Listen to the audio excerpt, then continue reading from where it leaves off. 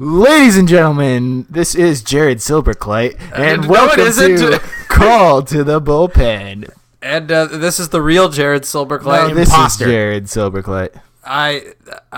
I'm kind of speechless right now. You're a little flustered. That's all right, because I'll be taking us on a nice, smooth ride down the World Series and the trade deadline. Well, that's how you NFL. know that it's not the real Jared Silberklite, because I don't take it on a smooth ride. I take it on the crazy ride. But that's right, the crazy train. Yep. It's your boy Chase, Exactly. and I just wanted to do a little, see if I could do my Jared parody, and I thought I did all right. No, that was way smoother. Smooth jazz with Chasey B on Q109. Yeah, that's right.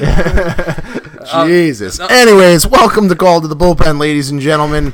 We're going to be touching base on the World Series review.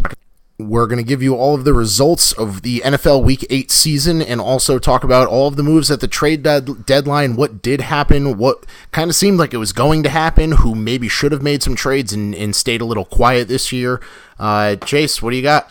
Yeah, I'm actually kind of surprised that our fanboy here, Jared, and actually you too, just not as much. I thought the Giants would make more moves, even though they made two good moves early on in the week. I thought that they were going to make a move on Tuesday. Yeah, I was actually expecting some big moves because earlier in the afternoon, I heard that literally everyone was up for sale. They pretty much said everybody was on the table aside from Saquon, and I knew they weren't going to move Eli Manning because he has the no-trade clause, and he wasn't going to approve a trade.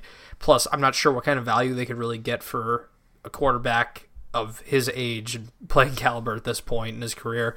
So I was expecting them nonetheless to move Janoris Jenkins. I thought he was going to find a home just because I think there are a lot of teams that could use some help in the secondary that are in contention. Yeah, I'm sure they were actually fielding calls. I just don't know if they had the right value for their players. I know that with the Amari Cooper trade down to the Cowboys, which we'll talk about. That one did mess a lot of things up because it jacked up the value, and then all of a sudden all the teams were like, well, I want a first-round pick too. Why don't you throw that in there? Yeah, so I think that definitely messed up teams a little bit, and maybe could be the reason why we didn't see more trades.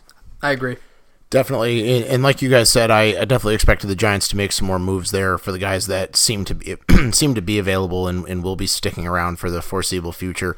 There's definitely some other teams out there like the Chiefs who really need a lot of help in their defense, being a top-tier team this year on offense and not having any help on defense and not making any moves to make it any better. I mean, how can you just sit back and wait for Eric Berry to come back, you know? Yeah, but before we get into that, we got to talk about the new championship team over in the MLB. That's the Boston Red Sox. We got to talk about it.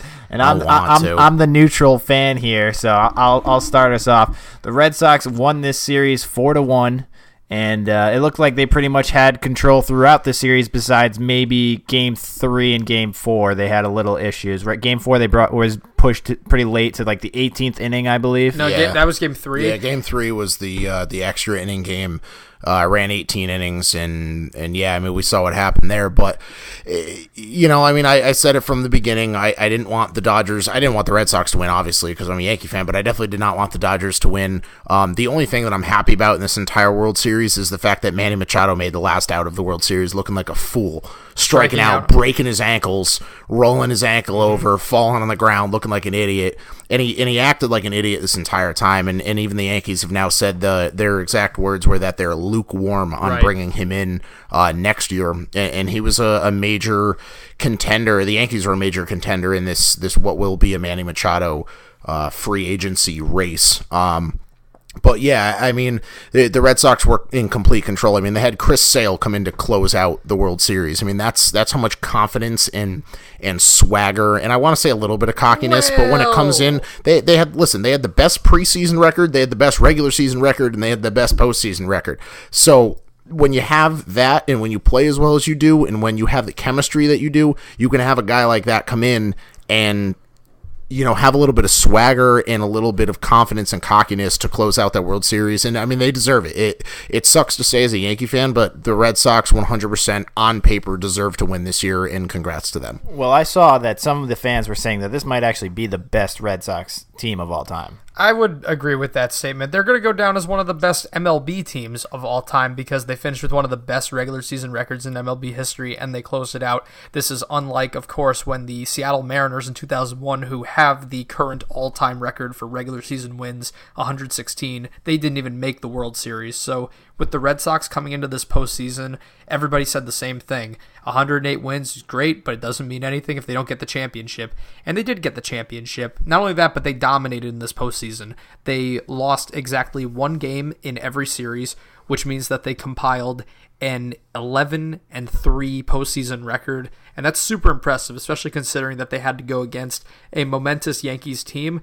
They went up against the Astros, who had by far the best pitching rotation in all of baseball. And were complete favorites to win the whole thing from the beginning. They're the defending champs, and for my money, they were coming in with a stronger, deeper roster than last season, and the Red Sox not only eliminated them, but they made pretty short work of them, beating them 3 straight games in Houston, and then the series in LA, which that game 3, 18 innings, a 7.5 hour game, the longest postseason game of all time.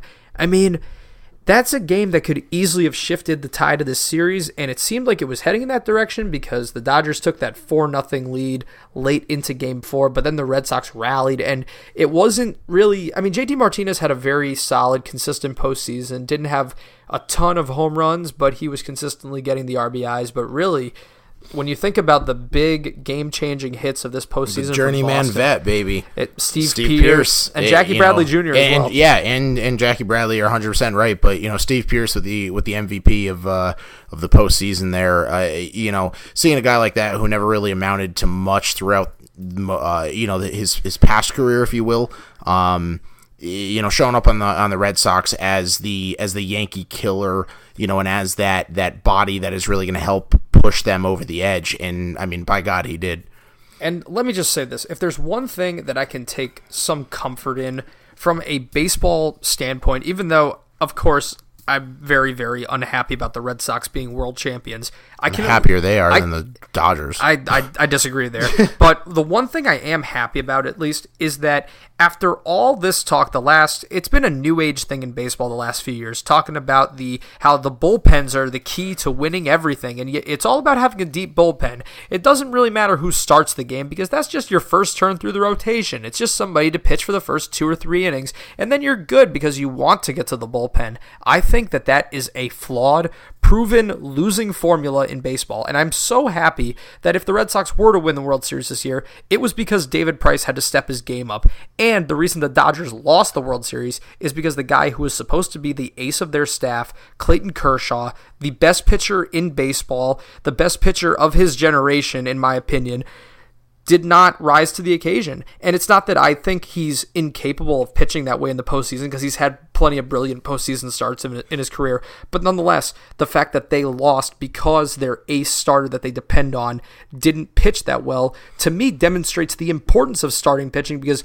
much like you, I'm sure you remember, growing up, we knew that the key to any team was having a workhorse pitching staff. You wanted that one, every team, you wanted to have that one ace that could go 8 innings and just mow hitters down. And if you had 2 or 3, oh man, you were golden. I mean, we grew up watching teams like the Braves with Glavine, Maddox, and Smoltz, thinking that's the key to success. Oh yeah. Yeah. Oh yeah, no doubt. And to touch base on what you were saying before about Kershaw, I said that before, I don't want to say before the playoffs started. I think it was our first preview episode. We were like a game into the wild card, or we were just after the wild card and a game into the ALDS, something like that. And I even said the only way the Dodgers win this or have a chance to win it is if Kershaw comes up hot and gives them the confidence to get to where they need to. And I can't say that he didn't. He did pitch relatively well this postseason, but you're 100% right. They bring him in the game that they need to win to stay in contention. They lost both of the games he started. You figured that coming into the series, they would have needed to win whenever he's on the hill at a minimum, and then hope that, okay, we're going to take care of the Kershaw games. We need a little bit of extra help from guys like your Walker Buehlers to get through those other games to push them over the top. So the fact that they lost both Kershaw starts and they lost in 5 games doesn't surprise me one bit. No, and that's exactly my point. Like I said a couple weeks ago that they needed Kershaw to come out and really push them to where they needed to get. And when you come into the World Series and you lose that first game that Clayton Kershaw pitches, I mean, that's bad. I mean, it's like Mariano Rivera, in old-time Yankees coming in for the first win in the World Series and blowing Game 1. It's like, well, yeah, we're done. It's over. I mean, where's your confidence? It's out the window. Kershaw walks on the mound. You expect, all right, we are winning this game. I don't care what anybody says, and you lose. Sorry. And how much does it stink to be a Dodgers fan right now. It must suck a lot, but I'm not a Dodgers fan, so I don't care. This is back to back, baby. Was it them and the Rangers? Not just back to back. Not just back to back losing the World Series. Back to back losing the World Series. Watching another team celebrate on your field. On your field. What was this is 2 years in a row. Was it them and the Rangers? Is that the other one? Astros last year. No, the other team to lose back to back. The Rangers lost in 2010 and 2011. Yeah, something like that. But exactly, it's and them and the Rangers to go back-to-back losers. I mean, Correct. That's not really a fun company to be in. That's not something you walk around LA. Like hey, by the way, we lost both World Series. Just like the Braves we talked about back in the 90s too, and they lost 4 in that decade. Yeah, but we were okay with a couple of them. So. Oh yeah. So what you're telling me is that this is the Buffalo Bills of the MLB right now? They're halfway there. Well, once the fire sale starts at some point, probably. I mean, they're thinking that they might be losing people. They might be losing Kershaw. They might be losing. Machado, I doubt is going to stay because they don't even want to keep Machado because his attitude sucks. I hope Machado ends up with like Tampa Bay or something. Somebody ridiculous who thinks that he's going to. Exactly. I hope he ends up somewhere that he's on a deserted island. With the Tampa Bay Devil Rays, he's going to win 40 games for the rest of his career, and he's going to die out like the dung beetle, the shit fly that he is. I hate him. Listen, y'all didn't want A-Rod to be in with either, and he turned out pretty good for you guys for a long time, actually. A-Rod's attitude wasn't as bad as Machado's when he was with the Rangers. By the way, Alex Rodriguez at that stage in his career was 3 times as good as Manny Machado is now. Manny Machado is a very good player, but statistically, if we're comparing him to A-Rod, Manny Machado is not one of baseball's greatest hitters. I don't see him at that level. Well, he's younger than A-Rod was when he was traded. He was well, yeah, sure, but no, A-Rod at that point, he was putting up all-time. All I'm saying is Machado has the star power. He does. Yeah, but I can see with the attitude and especially the somewhat inconsistency in batting average. I'm telling you, if he goes to the Yankees, it's going to be 32 home runs, 260 batting average. You just watch. The production is going to drop off like crazy, and Yep. So his attitude is terrible. And I don't want another guy hacking in the Yankees lineup. What they need are some contact hitters. Let me tell you. And they need guys to hustle. They don't need guys that don't. I'm sorry I keep reiterating the fact that I hate Machado and how bad his attitude and his hustle is, but his stats might be okay because he was the best player on the Orioles for 27 years. We've dealt with this with Gary Sanchez already. Yeah. And just because you're the best player in the Orioles doesn't mean you're going to be great on a good team.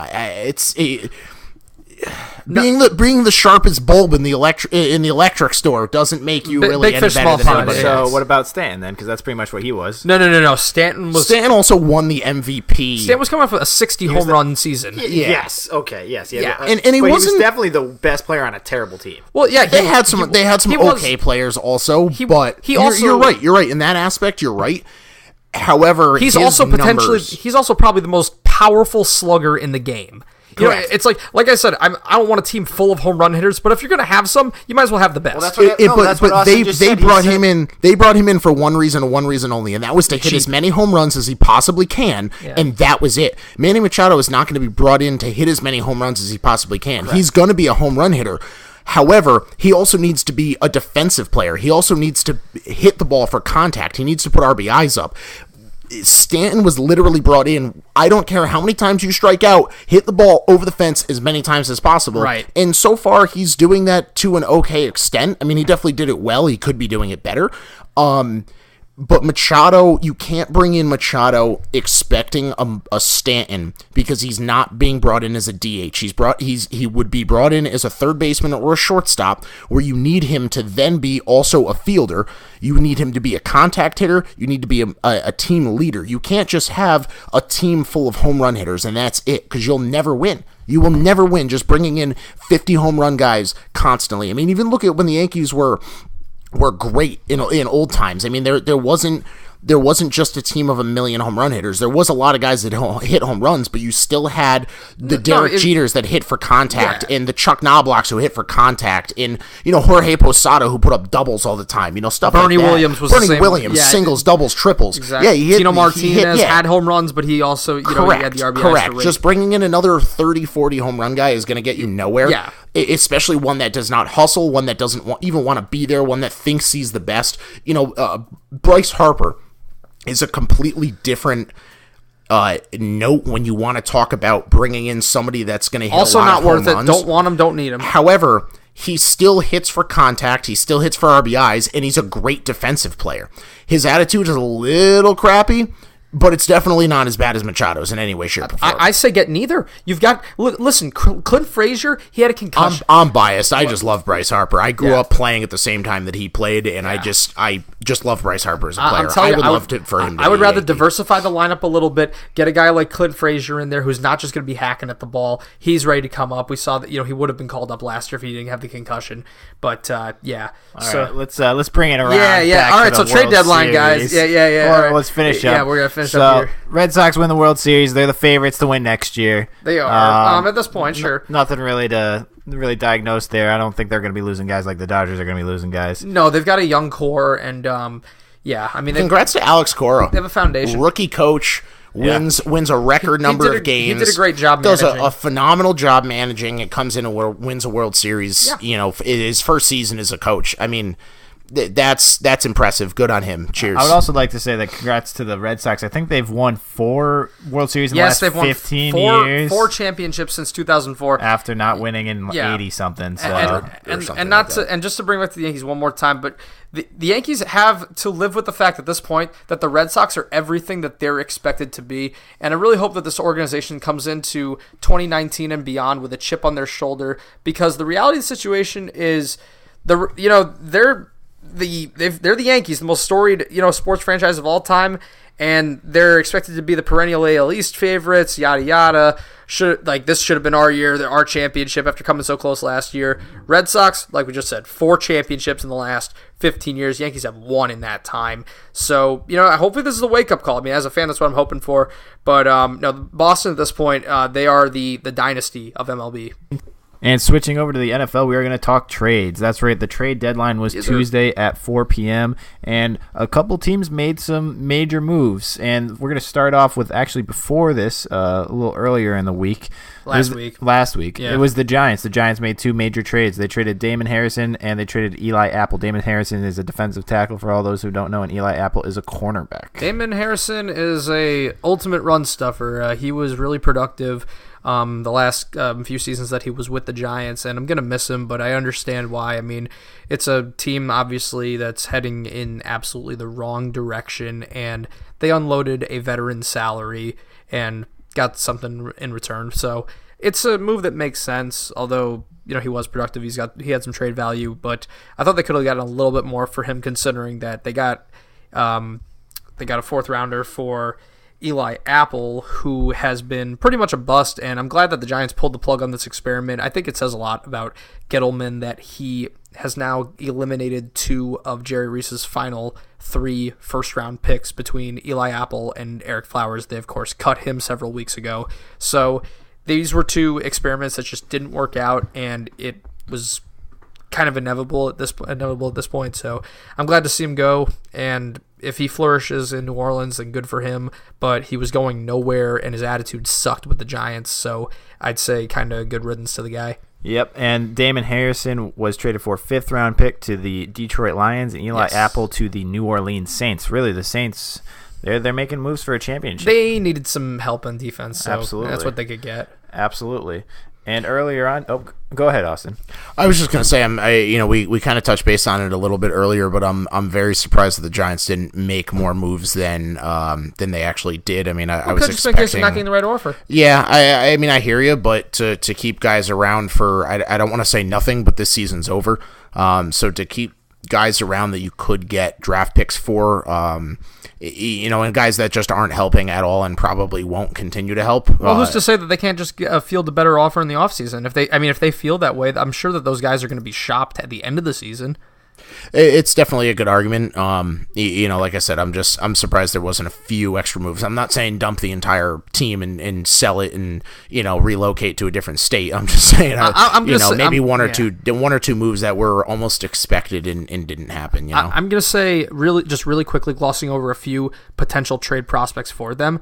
Trading Odell Beckham or Landon Collins, I don't believe would have done anything for this team, because at that point what you're doing is you're just trading stud young players for probably high draft picks, but you're hoping to essentially just get the same level of production in return for young, talented players. To me, what's the point of doing that? Just hang on to them at that point.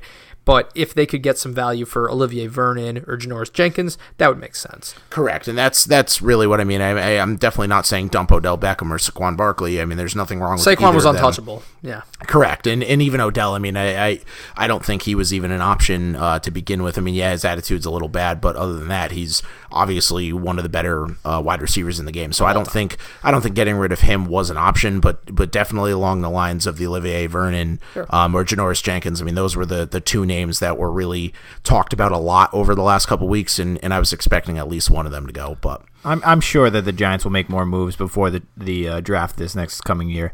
Sure. Moving on next, my Broncos actually were the next team to make a move, and it hurts my heart a little bit, but unfortunately, it's also just about that time. You know, he's getting 30 years of age, and of course I'm talking about Demaryius Thomas. He got dealt to the Houston Texans, who were lacking a wide receiver core because of injury. Well, yeah, because Will Fuller just suddenly went down. I mean, this is a guy who was making tremendous progress, a young veteran who was on his way to having by far a career year, and then he goes down with a season-ending injury against the Dolphins middle of the season. But the Texans are smoking hot right now, winners of 5 straight. They realize that they've got a real chance at making a Super Bowl run because the AFC is so weak on strong defensive units, and now their offense is coming alive. So I give a ton of credit for Houston for retooling their roster and having this quick kind of trigger finger reaction to this injury. Absolutely. You're going to put Demaryius Thomas across from DeAndre Hopkins. Ooh, yeah. Who are you going to double team? Because both boys are big and they can go up and get the ball. Double teaming either of them. Yeah. So I'm happy because I have Hopkins on my fantasy team. So hopefully Thomas can cause a screen on the other side of the field for me. Not only that, but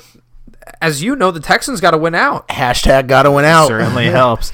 The Broncos received a 4th-round pick, and I believe they swapped 7th-round picks, so that's good. I mean, you get something for Demaryius Thomas. You get the cap room. I think he's going into his last year next year anyway, so he would have been probably released after next year anyway. Yeah. He's getting older up there, and also it's with the emergence of the rookie wide receiver Courtland Sutton, so go get him on your fantasy teams because he's now the number 2 in Denver. And speaking of receivers, another major marquee wide receiver deal. The Detroit Lions traded Golden Tate to the Eagles for a 3rd-round pick, not a 1st-round pick, because they're not stupid like the Oakland Raiders. That's right. That's right. I don't know if that was mentioned last week on our podcast. But Amari Cooper went for a 1st-rounder, everybody. A freaking 1st-rounder. Crazy. And not only that, but think about where the Oakland Raiders... Think about the children. Think about where the Oakland Raiders will be picking in this draft. This is not just any 1st-rounder. This is a very, very good 1st-rounder. This is a 1, 2, or 3. I mean... You can't even say Cowboys. You can't even say the Browns. Sorry, the Cowboys. Yeah, the Cowboys will be a very high pick. Either way, yeah, that's what I meant to say. But yeah, they're gonna have it's gonna be potentially mid to high 1st rounder. I would say top 15. Yeah, I would. Yeah, I lean toward top half. Potential. I'm not gonna say top 10. I don't think the wheels are totally gonna fall off. But it's gonna be a pretty darn good pick. You're getting a good player. Well, which means that either Jerry Jones is out of his mind, which is very possible, or they see something in Amari Cooper, which.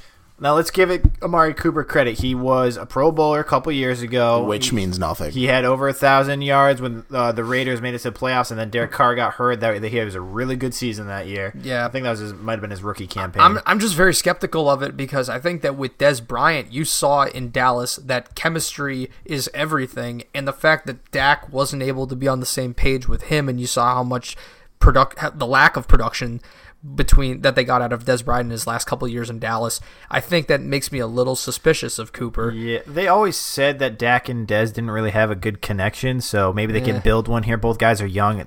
Amari Cooper's 24. I think Dak is probably like 24. So both guys can build with each other, maybe getting a connection. I'm not a Cowboys fan, so it doesn't really affect me. I don't have any stake in this, but I can see them developing a deep threat on a run-first offense that will definitely help them out. They definitely needed a quality receiver. So, yeah. And just for an extra little 2-second bit on the Oakland Raiders here, not that it matters, but Dominique Rodgers-Cromartie announces his retirement today. So if that means anything, he is no longer playing football.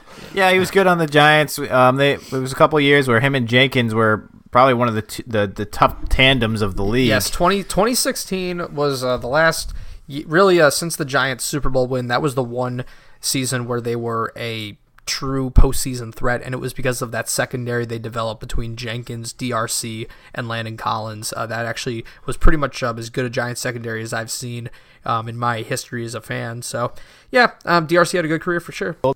But back to the Eagles, definitely a nice pickup for them to get Golden Tate. Now you've got a pretty nice 1-2 combo with him and Alshon Jeffrey for Carson Wentz. Absolutely. They've been targeting Nelson Aguilar in the passing game, and he just hasn't become what they wanted him to become in the slot. So they put somebody with the experience of Golden Tate, who's been working with Matthew Stafford, who throws the ball 40, 50 times a game. So you know he's going to be reliable. He's got great hands. He knows how to sit down in the zone and provide a really safety blanket for Carson Wentz.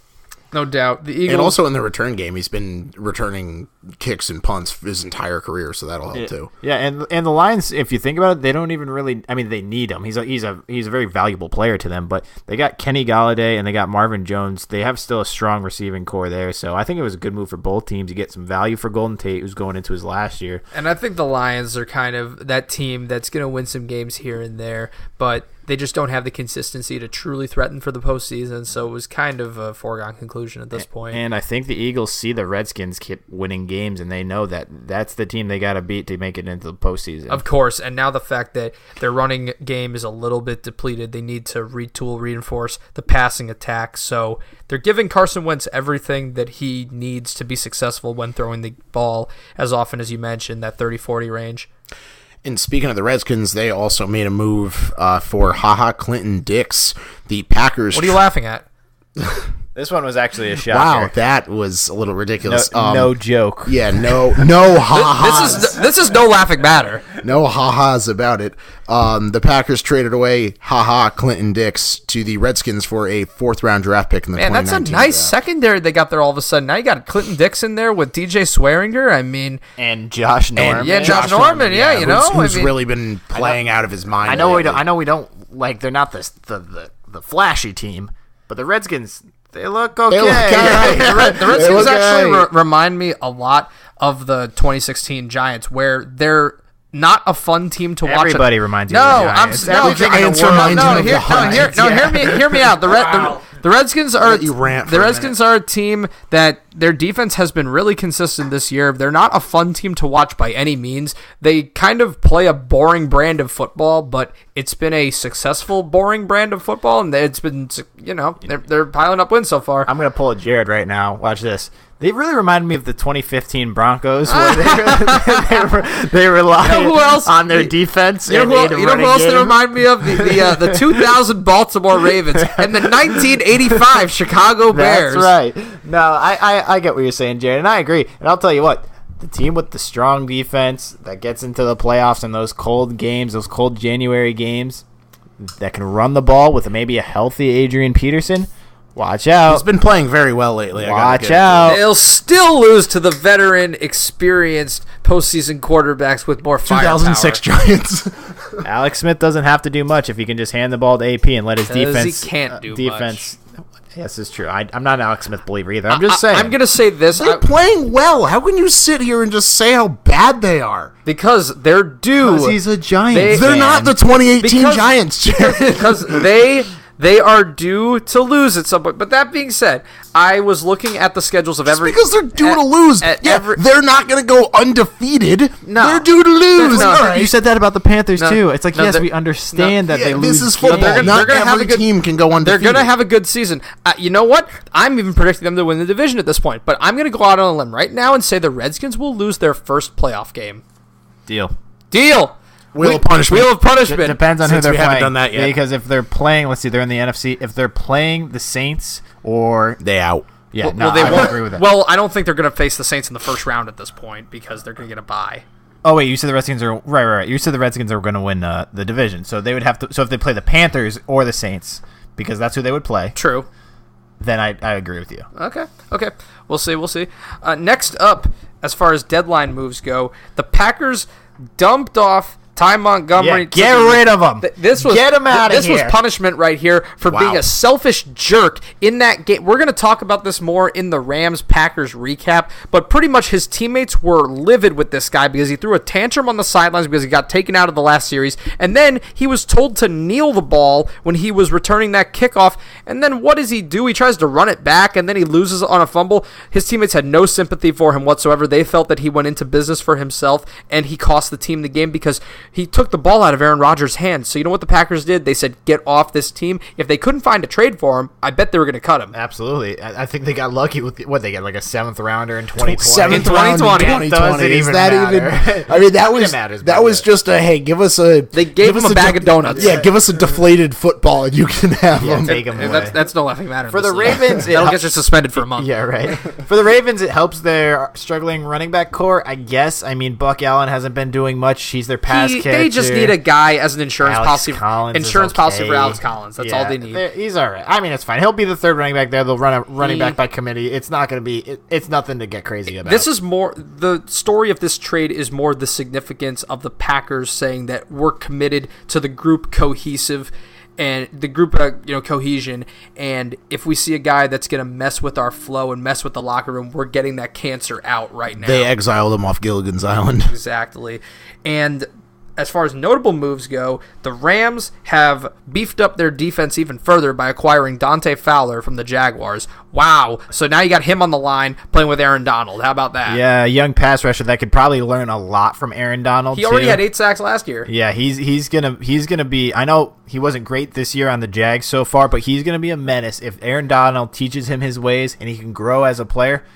This is a big deal. I tell you what, this is bad for everybody that's not the Rams. I tell you what, the Rams offense, they're talking like it's the return of the greatest show on turf. Well, the defense should be called Put Your Keister on the Turf because look at this pass rush now. It's unbeliable to just think make sure you don't put your body weight into the quarterback. That's a 15-yard penalty. Donald, Fowler, like, are you kidding me? Exactly. This is first round picks all across the defense. Aaron Donald already has 10 sacks this year. It's just nuts. It's not fair. I'm gonna say it now, and I unless barring injury, the Rams are winning the Super Bowl. I feel like they're winning the Super Bowl. I don't see it. Like, people are like, oh, don't jump high on the Rams. They haven't really played anybody. Look at their team. They have unstoppable. They have played people, by the way. It's just that they're that much better than their toughest competition in the NFC. Yeah. That's what they beat the Vikings. They beat the Packers. Like I mean, granted, they can hurt you in so many ways. They have a pass rush. They have a running game. They have the best running back in football. They have a dynamic pass attack with 3 really good receivers. I mean, what can't they do? Yeah, it's crazy. Lose apparently. Well, that's about it. Well, there's going to be cruel irony, and we're actually not there yet. Spoiler alert, everybody. Yeah, right. Well, we might see, and I don't believe it, but it is possible that we could see an undefeated season here. I don't personally believe it, but I think that they have the tools necessary. Did you just talk about a perfect game in the 6th inning? Well, don't talk about this. This is football. When the Rams go 8-8, we're all going to look to Chase and throw potatoes at his house. There's a bag of potatoes in the closet. I brought a bag of potatoes here. I will eat the wheel of punishment. We'll eat it. It's made out of cardboard. It's not made of cheese. So I think that pretty much is not made of cheese. It's not an edible wheel of punishment. I don't know. I don't know why cheese came out of there. Yeah, I'll eat the wheel of punishment. Yeah, what do I care? Yeah, they're not gonna go 8-8. Watch next week. Todd Gurley goes down. Aaron Donald goes down. Jared Goff goes down. Stop it! You're jinxing them. Do you mean figuratively eat the wheel of punishment, like do everything on it, or like actually eat the wheel of punishment? I'll eat it. I saw it as like consumption, like putting barbecue sauce on flakes of cardboard and eating it. What do I care? I'll eat it. Yeah, sure. Lord in heaven. All right, let's get. This is going to a weird place, ladies and gentlemen. Thank you so much if you're still listening to this podcast. We're about to get into the week 8 recap. Let's move to some recap. Yeah, recaps. So we're gonna get this baby kicked off with Week 8 action, Thursday night football. The Miami Dolphins are losers again, everybody, because the Texans whooped the booty. Yes, they did. The booty has been whooped. Yes, it has. Now the Texans... the hashtag gotta win out Texans. Yeah, the Texans looked absolutely fantastic. Deshaun Watson rediscovered his 2017 form. That's what happened. Absolutely. 5 TDs. Efficiency, every fourth pass was a touchdown. It was great. Yeah, it was exciting to watch for a Texans fan, not so much of your Dolphins fan. No, the Texans are clicking on all cylinders. I mean, what can you say? Now they're coming into their next game with extra rest on a 5-game winning streak. Look at that. However, hashtag Texans got one out. However, we touched base on it a little bit in our trade deadline talk there. There is a little bit of downside of this game. Will Fuller went out with a torn ACL and is gone for the rest of the season. However, like we talked about, he's being replaced by Demaryius Thomas. Yep. Yes, exactly. So if you're just tuning in and you missed the first part of the podcast somehow, Demaryius Thomas this isn't a TV show. I know, that's my point. That was the joke. Demaryius Thomas will be hopefully filling in Will Fuller's career, or what would be a career season, and hopefully you can pick up the slack and really bring them to the playoff and the gotta-win-out season that they need. From the Bronco fan who knows Demaryius Thomas better than anybody, he's not going to be like Will Fuller. He's not going to beat you deep. He's not going to burn you. He's going to be a guy to take off the pressure off DeAndre Hopkins.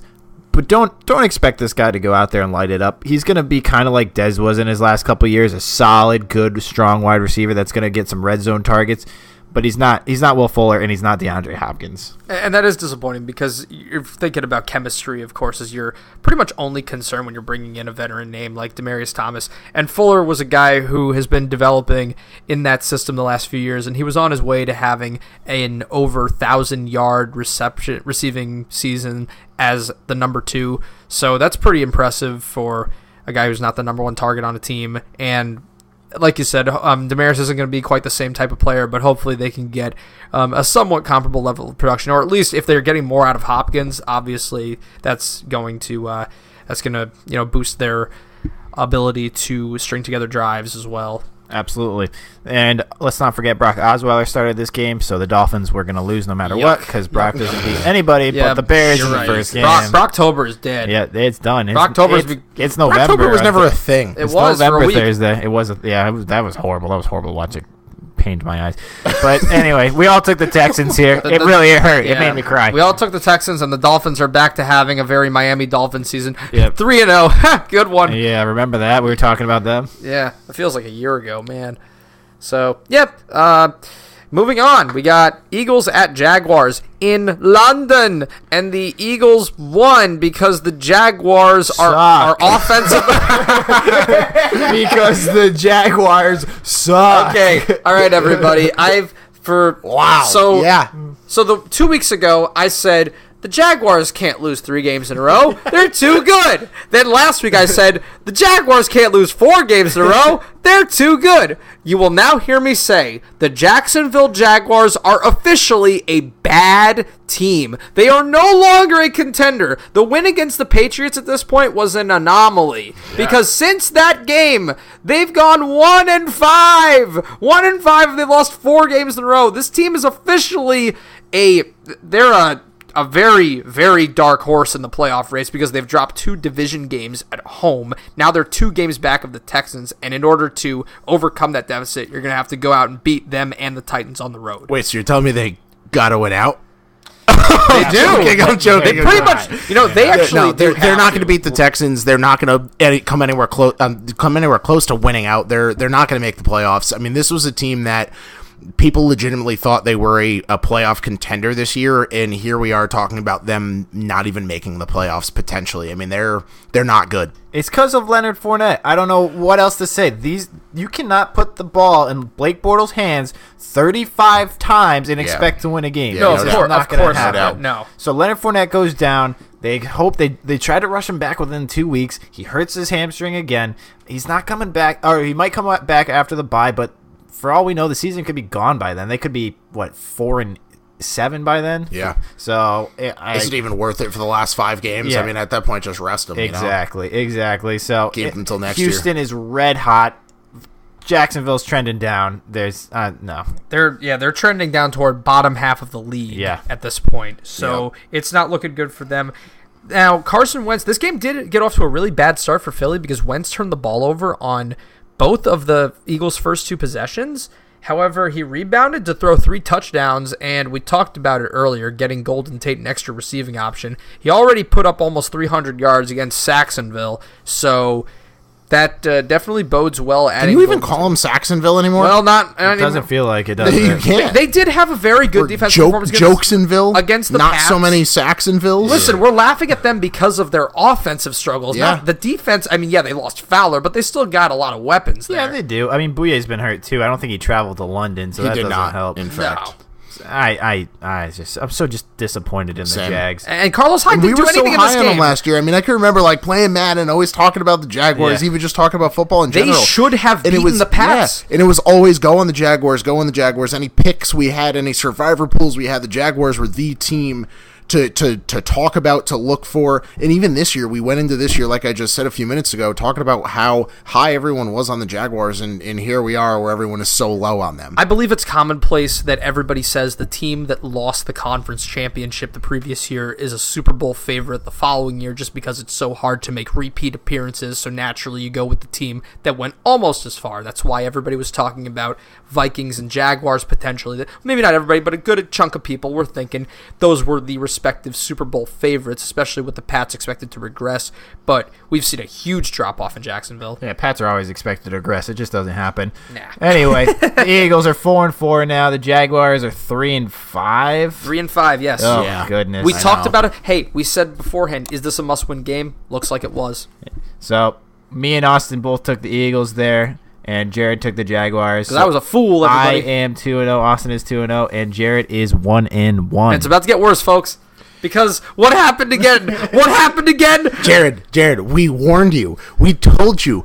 Whatever you do, don't pick the Giants again. But Austin, the Giants have to win a game. They can't go 1-15. Not this game, Jared. But Austin, can anybody answer me this? What is the definition of insanity? Anybody? I know the answer. It's doing the same thing over and over again and expecting different results. Was there a different result? No, because the Giants decided to do the same thing over and over again. I don't really understand with this team. When you know that Eli Manning has been struggling, why do you abandon the running game so easily? They refuse to put the ball in the hand of Saquon Barkley. But it's not just refusing to put the ball in his hands. It's like they don't run any creative running plays with him. It's like, look, we understand that the Giants have a lot of trouble with the offensive line, so why don't you run some creative pitches to the outside where if you get one good tight end block, he can break one. And Saquon's even that, I don't think they've put the ball in his hand more than, 15 times all this season? That's not true. Now, he gets involved because of those checkdowns. Because of those checkdowns. No, I'm saying on run plays. I'm not saying on checkdowns. I'm not saying on passes. I'm saying on legitimate run plays. Correct. To defend them, they haven't had the opportunity because they don't lead in games. Well, that's the whole. But the thing is, I understand that teams do throw the ball more frequently when they're behind. But the Giants, for the most part, in these games, they haven't been insurmountably behind throughout 3 quarters. It's usually in the 4th quarter the game will get away from them, and then they will fall behind by 2 scores. I mean, listen, when it's only a 1-score game, you can afford to put the ball in Saquon's hands. And they were only down 10-3 at the end of the 3rd quarter. I mean, that's 1 touchdown. And let's talk about how many touches did he have? He had 13 carries in that game for 38 yards. That's what I'm saying. Yeah, and on you're talking about 3 quarters of football, down 4 points for most of it, in 7 points for 3 quarters of that game, and you never touched the ball. And 13 for 3 is almost less than 3 yards a carry. That's probably why. But Jared's right. Do something else. But look at Adrian Peterson, 26 rushes. 26, they were only up 4 points through halftime and 7 points through the end of the 3rd quarter. And he ran literally twice as many times as Saquon Barkley, and he is literally twice as old. I'm just saying that Saquon wasn't having success when he was trying to run the ball. So do something else. All right. Well, Eli Manning isn't experiencing success past the ball, but they continue to let him throw and throw and throw. He threw over 300 yards the past listen, had 3 points. Now listen, I don't want to pin this all on Eli. 3 quarters. Now, I want to make it clear. When I say Eli Manning is having trouble throwing the ball, I'm not saying it's because Eli Manning is a bad quarterback. What I am saying is that their passing game is not fully functional because their protection is so terrible. Now, that being said, Saquon's proven that he's been able to break some runs despite this lack of offensive line support. You know, I understand that the team is bad and you don't want to risk injury to a young player in an injury-prone position, but you've got to put forth a greater effort to try to win these games, man. And let's talk about the fact that while this game was within reach, 10-3, Olivier Vernon with a big fumble return deep into Redskins territory. They're starting with the ball at like the 38-yard line, and they didn't even get a field goal on that drive. Yeah, the Giants are bad. What are we gonna do about it? They stink, everybody. They're terrible. They are the worst team in the NFL right now. The worst. Why? Because guess what? The 49ers and the Raiders, they don't have any expectations right now. The Raiders, they traded Amari Cooper. The 49ers, everybody's hurt. The Giants, this is their unit. These are the superstars on the field, and they can't win. They can't beat anybody. All right, there will be a fire sale this season, or at the end of the season, I guarantee it. Whatever. They're so bad. And to end Jared's rant, we'll give him another loss on the week. Chase and Austin go to 3-0, and Jared, what do you? Can you count? I would be 1-2 right now. But it's gonna get better. That sounds so bad. It gets better before it gets worse. All right, that's fair.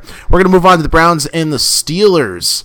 The Steelers edged this one out 33-18. That's not an edge. They spanked them. They had the edge. They spanked them. The Browns actually had the they entered the second quarter with the lead, and then the wheels completely fell off. They were outscored 33-12 from the second quarter on. The bus crashed and burned. We did not mention this earlier in the episode, but Hugh Jackson and Todd Haley have both been fired. And what this represents is that this Cleveland Browns regime with John Dorsey as the GM right now, they believe in this core group of players, and they don't want them, specifically Baker Mayfield, to be caught in the middle of a coaching power struggle between Hugh Jackson and Todd Haley. They want a clean slate. They want to get the right coach for this group of players. They're not going to allow them to be mismanaged and waste all that potential yet again, because this franchise, Lord knows, they have seen wasted potential over the last 20 years.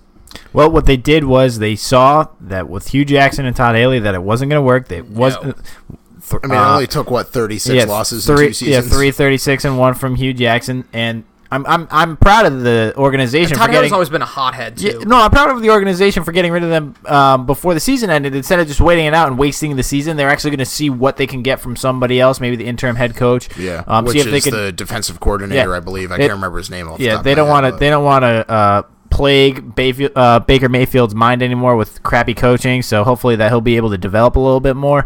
I think it was the right move. Why? They don't want him to go to the CFL with Johnny Manziel? Yeah, exactly. Because listen, I talked about this with the Browns earlier in the season. The fact that although they had the tie, they had a couple wins, there were also several games, including the tie, that they let slip away. And although it's a marked improvement from a winless 2017 campaign, if you are an NFL team, you have a commitment to excellence. Every single team's goal is to compete for a championship, and the Browns, although they've taken a step forward, they could be even better with better coaching, better discipline, better game management, and the Browns saw that. They saw that, no, we're not satisfied with just a step forward. We see that there's real potential for contention with this group of players, and coaching is where we're lacking right now. We're going to cut the cancer out right now, and we're going to see if we can get better leadership in this locker room.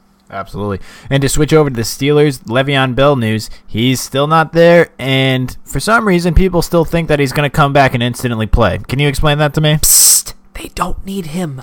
At all. And I actually made a post about it on our Instagram page. Through 7 games, James Conner has 922 total yards and 9 touchdowns. That's this year. Last year, Le'Veon Bell, through 7 games, had 898 total yards and 4 touchdowns. So you're talking about 24 less yards and 5 less touchdowns than James Conner. And everyone's freaking out. Le'Veon Bell's not here. Le'Veon Bell's not here. Well, if he was, he'd be doing less. Potentially. You need to remember that the running back position in the NFL is considered a position with a very short shelf life. It's considered a replaceable position. And although Le'Veon was at the top of his game, so everybody thinks that, he must return. You know, the proof is in the pudding right here. They got production out of somebody else. Yeah, well, James Conner isn't just somebody that they picked up off the streets. He was a draft pick last year that they really liked, and I'm pretty sure they knew that what they had in James Conner before Le'Veon, even before the whole season started, before the whole controversy, before the contract debacle, they knew what they had in James Conner, and if Le'Veon Bell ever got hurt, they could rely on him. So as soon as Le'Veon Bell said, hey, I'm not coming to camp, hey, I'm not coming to the first week, they're like, okay, whatever. Yeah, see you, dude. Yeah. And that's exactly what they're doing. And honestly, if I was the Steelers organization, I wouldn't even care if Le'Veon Bell came back. Don't bring him back. Don't bring him back. Don't let him come back in the locker room. Yeah, I just if they let him come back and start in front of Connor, honestly, I mean, there's got to be a mutiny. It's going to there has to be a mutiny because that's abysmal to have a guy who's working his tail off to show that he's better than who you had, yet you're going to let somebody come back who's causing all this BS and all this controversy because he wants to be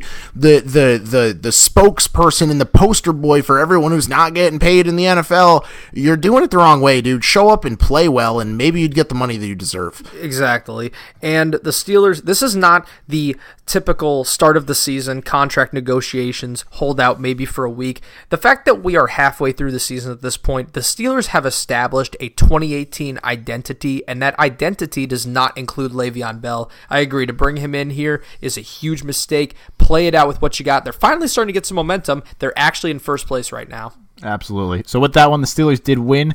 Me and Jared had the Steelers, and Austin went for the stroke of luck. I went for the fun tie.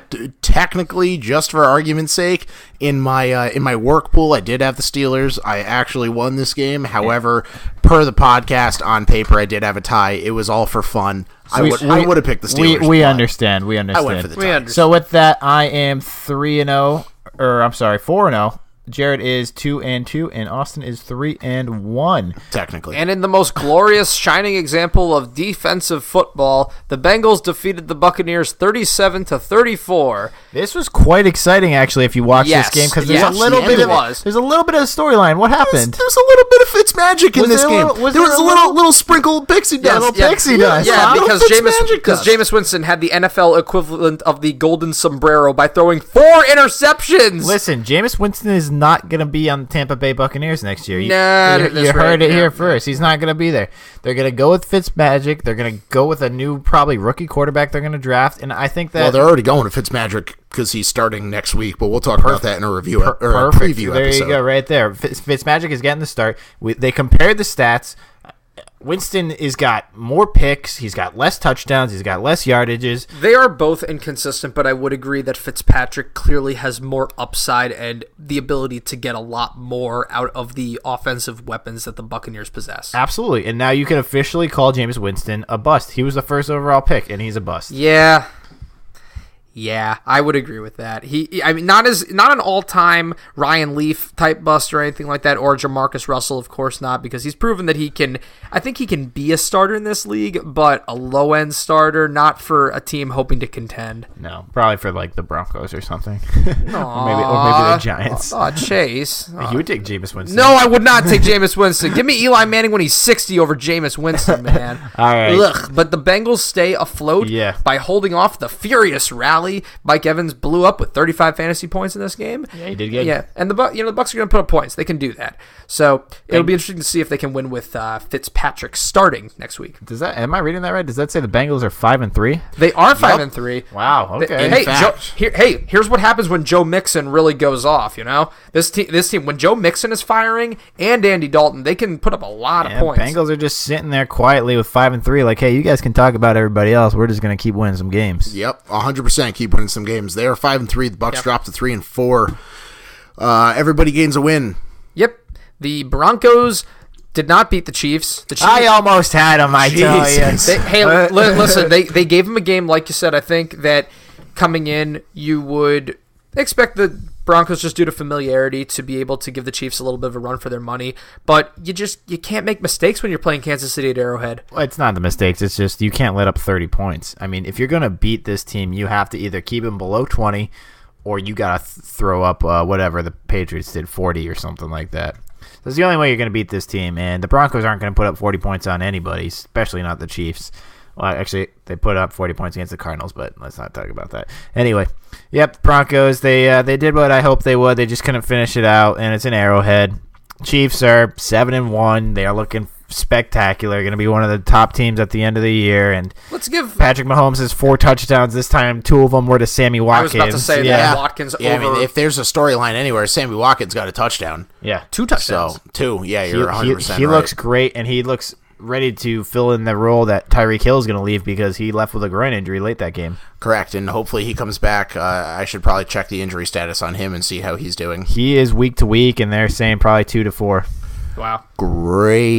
That's not there good. There goes the fantasy team, boys. It's not good, but at the same time, from the Chiefs standpoint, much like we've seen with the Rams and the NFC, they've proven to be so multiple on offense, and especially in their passing game. Like we just said, the emergence of Sammy Watkins in this game has to do wonders for kind of breathing somewhat of a sigh of relief that you're not completely doomed without Tyreek Hill if he's going to be out for a couple weeks.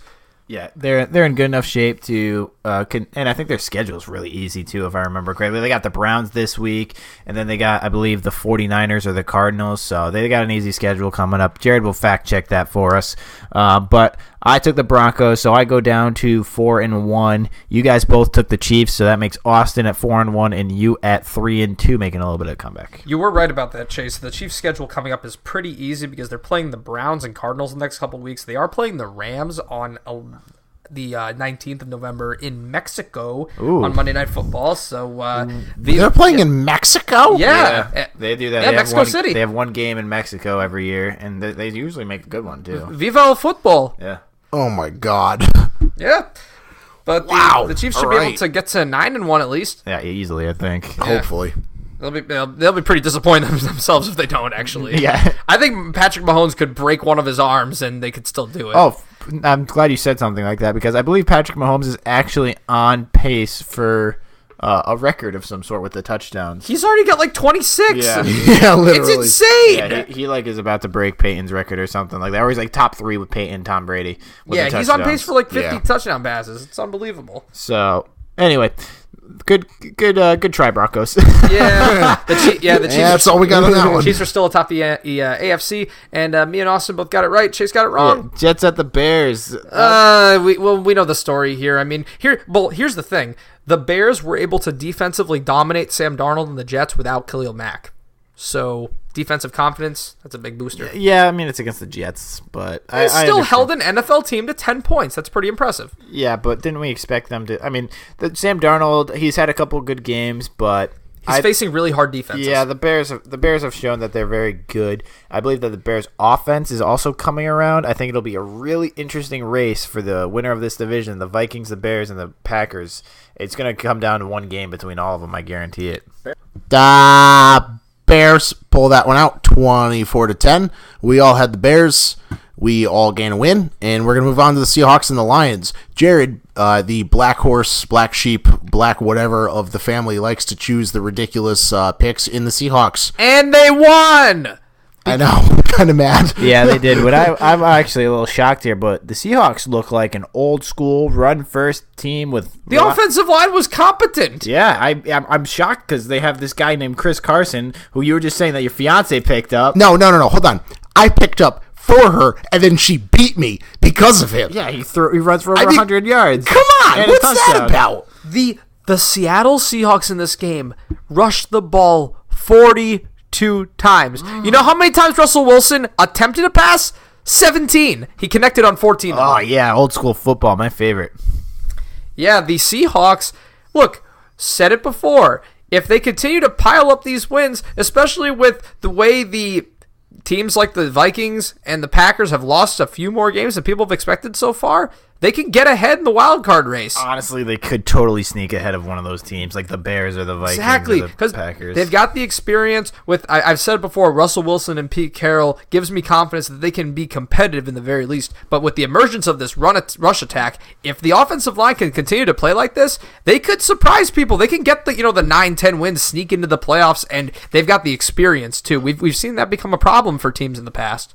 And the Lions lose another game that they definitely should have won. On paper, it looked like they were going to win. 28-14, the Seahawks pull this one out. Chase had the Lions. I had the Lions. Jared had the Seahawks. Moving on to the Ravens and the Panthers. Another one that Jared likes to pick, the black sheep of the family, and chose the Ravens. And Joe Flacco...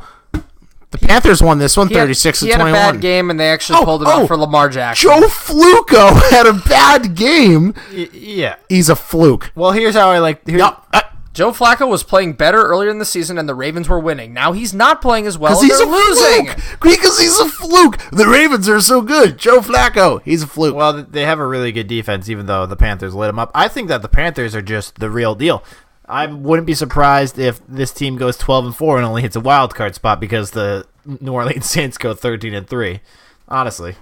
Yeah, I see the Panthers. This is a game where they capitalized on the turnovers, and credit to them for, first of all, forcing the turnovers and intercepting Joe Flacco twice. But they still don't. I wouldn't say they totally strike fear into my heart if I'm another team, but they're certainly a team that's been able to pile up wins, and I see them being a factor in the playoff race for sure. At this point, you got to consider them a favorite for one of the wild card spots, and I wouldn't be surprised to see them wind up there by the season's conclusion. But to me, the big story here is the fall of the Baltimore Ravens the last couple weeks. With these losses, they've gone from, people were saying, after that defensive performance where they shut out the Tennessee Titans, people were like, oh my gosh, they might be the best team in the AFC because we've seen the lack of a true defensive threat in that conference. However, now they are 4-4 and they're in third place. They're 500. In third place. Wow, that is a lot of losses because we were just talking about this, how they were a possible Super Bowl favorite just because they have the defense. But 4-4 halfway through the season, that's not going to get it done. And now we're looking back at the potential situation you're talking about where you said earlier this season the AFC North, is every team going to go 7-9 or 8-8? And it might be on the higher end. Yeah, but it might be right, though. It might be everybody middle of the road here because I can see, now the Steelers have to get their win back against the Ravens. Then the Ravens got to get their win back against the Bengals. And everybody's just going to be dinking and dunking against each other. Yep, going to be another fist fight to the finish. So with that, I had the Panthers. Woohoo! I also had the Panthers. Woohoo! and I had the Ravens. Oh, yeah. Boop, boop. Boo. And then moving on, we have the marquee matchup of the week, the top contender showdown. It's the Indianapolis Colts at the Oakland Raiders. Wow. What a barn burner, everybody. The fact that I Is it a barn burner because the Colts were playing? Yes, because the Colts. Get off the stage! No, actually, I'll be here all week. I appreciated that. No, I'm actually upset that I had to watch some of this game.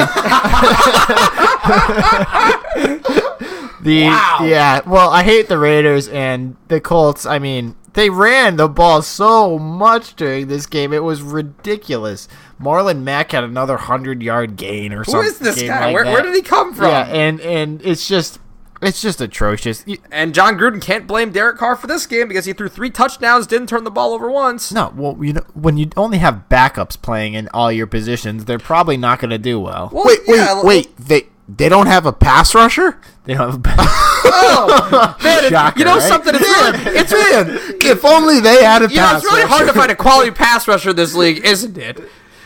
Wow. I'll tell you what, he's got a lot of picks next year, so hey, we'll find out. Oh my We'll gosh. find out. The Raiders, man, John Gruden, you are a piece of work, my friend. What a debut to your 10-year contract. Listen, it's all part of the plan. Yeah, 8 years into his 10-year contract. To Las Vegas, so this team will be completely unrecognizable by that exactly. point. He wants to tear them down and rebuild them in his image. And in 8 years, they'll make the playoffs and they'll lose. They're gonna exchange the skull or the pirate or skull, whatever they have in the middle of the logo, and put John Gruden's face there. That's what's gonna happen. Oh my god! Yeah. So this is just the sad. Colts end up destroying the Raiders. I'm gonna say this. I'm gonna say this about Indianapolis. They have shown some offensive firepower this year. I think with the regression of the Jaguars and the limitations of the Titans and the, I guess, early season inconsistency of Houston, if the Colts, they're gonna be picking high. If they can get some defensive help, they might be a contender next year for wild card spot. You heard it here first. Anybody with a good quarterback can be a contender, in my opinion. Sure.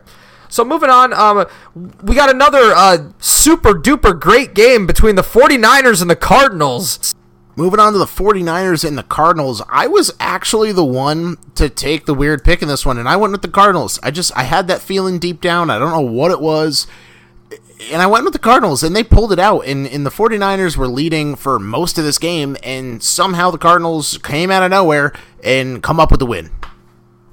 Yeah, it was pretty much just as boring and offensively inept a performance on both sides as you would expect, but the Cardinals did put together an entertaining finish. I mean, it was 15-18. It's not like it was. It was 15-3 before 15-3 to the fourth quarter until the last 10 minutes of the game. Yes. Yeah. So credit. You know what? It's a confidence booster for a rookie quarterback to be able to lead a fourth quarter comeback over a rival. I'll give that to Josh Rosen. This had to have been a good feeling in his rookie season. There's not going to be a lot of highlights. let him have his moment this week. I'll tell you what, if the Cardinals played the 49ers every game, they would be 16-0. Yeah, they would. And if most people played the 49ers. And if the New York Giants got to play a high school team, maybe they win some games too. Woohoo! Somehow it always comes back to the Giants.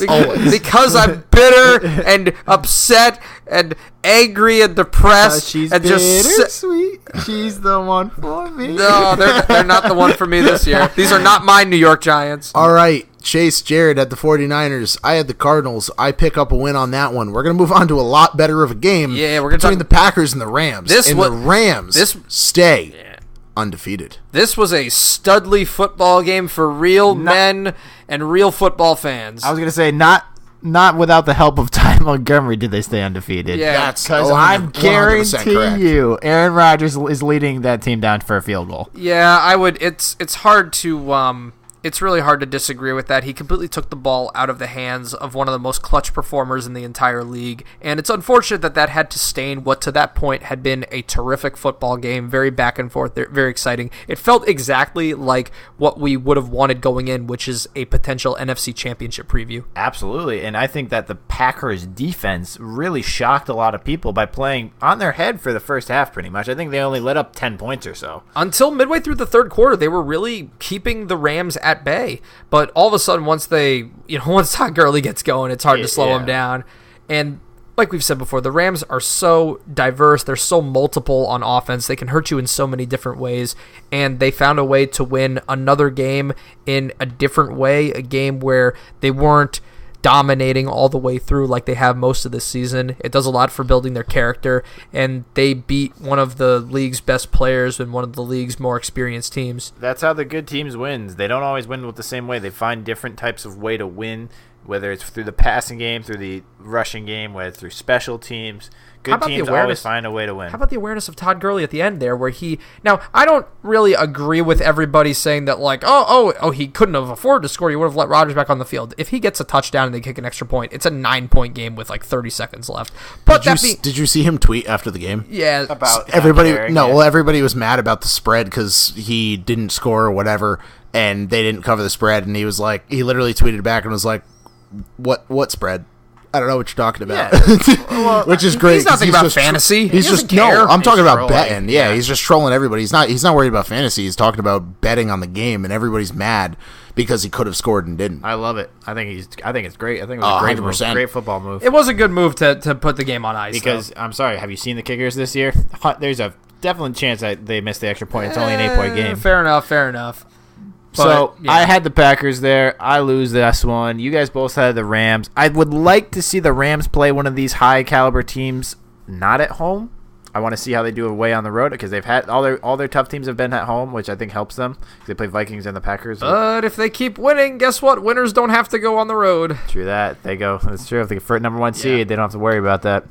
Then we had another NFC top contender showdown. This one was a little bit more one-sided because the Vikings got up. They got up early on the Saints. They were up 13-7 in the second quarter, and then all of a sudden everything happened, and the Saints just destroyed them. Well, it was the fumble late at the second half. Yeah. So when Adam Thielen got rocked by two defenders, fumbles it, Marshawn Lattimore goes, picks it up, runs it all the way down. They end up scoring. So it ended up being pretty much a 14. They would have been up 17-7 at that time before the half, and they ended up being down, I believe, a touchdown instead. So that was a big flip of the script. And then Stephon Diggs is running a drag route across the field, and he just stops in the middle of the field. So he stops in the middle of the field while Kirk Cousins is throwing the ball, throws it right into the defender's hand, and he takes it for a pick six. It's pretty much game over from them. So basically what I'm saying is their two best players on their offense, Diggs and Thielen, made two huge mistakes to cost them. Yeah. You can't knock Thielen for getting rocked by two guys. I mean, Diggs not finishing his route is one thing, but like people fumble the ball when you get hit ridiculously hard, and it's just going to happen sometimes. I mean, sure, but it's a mistake nonetheless. Oh, yes, but fumbling the ball when somebody runs up behind you and you're jogging into the end zone and they punch it out is a completely different thing than literally getting truck-sticked by two defenders in dropping the ball because you're unconscious. And I mean, how about the Saints? The fact that they were able to put up 30 points and they win this game with defense. I mean, this is a team that in the first week of the season, they allowed 48 points to the freaking Buccaneers at home. And now they're beating teams like the Vikings on the road at their own game by forcing turnovers. Well, let's not forget, there was a little bit of magic in the air that night. A little bit of magic. Tampa Bay.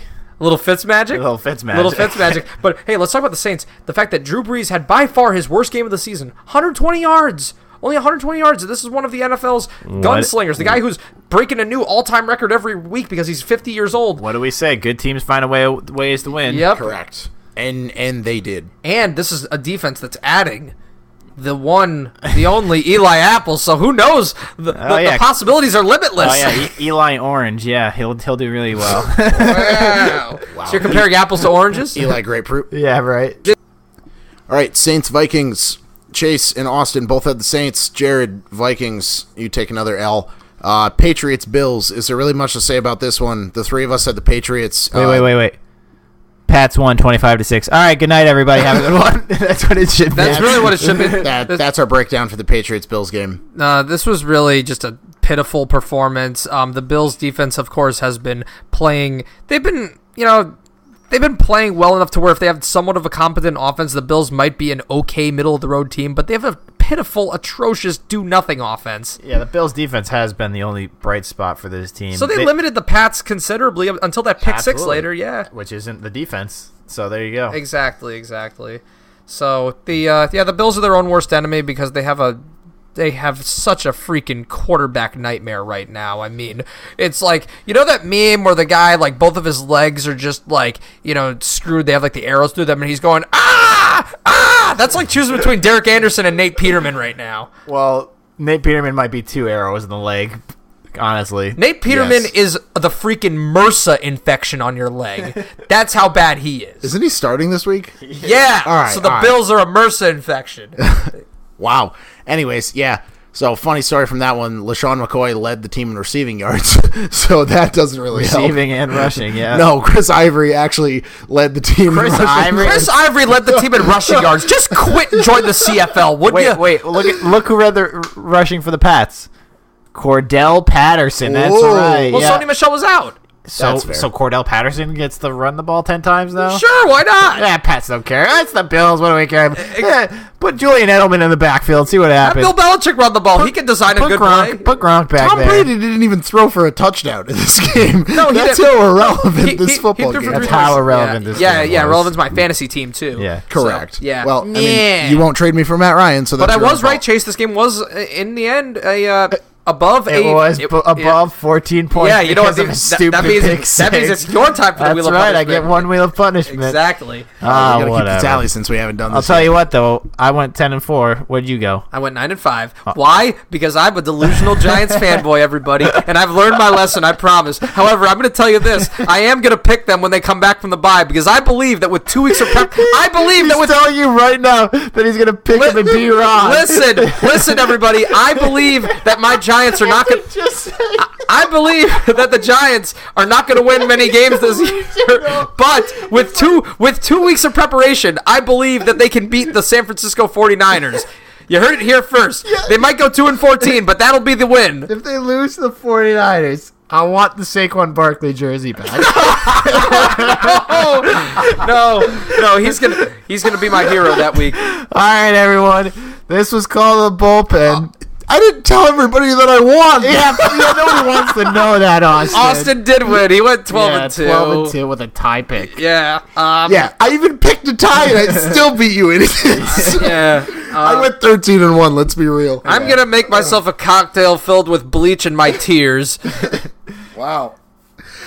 That's our episode of Call to the Bullpen. As always, check us out on Facebook, Instagram, Twitter, YouTube, Stitcher, Libsyn, iTunes, Spotify. I don't know how I did that without messing up once, but it was pretty impressive. Other than that, share our Facebook, share our Instagram, YouTube. Comment back to us, message us. We want more information on the Wheel of Punishment because we don't even. It's an empty wheel at this point. That's right. We can't punish anybody if it's not. Correct. You guys got to give us some feedback. You guys got to give us some ideas. You got to put the punishment in the Wheel of Punishment. Correct. If not, then it's just a wheel of... It's a wheel of nothing that Chase is going to eat before we figure out what to do with it. Nom, nom, nom, nom, nom. Correct. So, as always, comment, message, share. Like all of our social media pages. And whatever you do, just don't give the Giants any money for tickets or merchandise or anything. Yeah, if you see Eli Manning on the side of the road with a pan begging for money, don't give him your granola bar that's been sitting in your trunk for 3 months. Actually, you might want to. Get rid of him. But as always, like I said, comment, follow, review. If you're on iTunes, give us 5 stars. Give us some feedback. If you're on Spotify, subscribe. If you're listening on YouTube, please subscribe to our page. Our newest page is our YouTube page, so we're really trying to grow that. Other than that, I'm Austin Keeney, alongside our co-hosts Chasey B and Jared Silberkleit. And this has been Call to the Bullpen. And we're hanging up.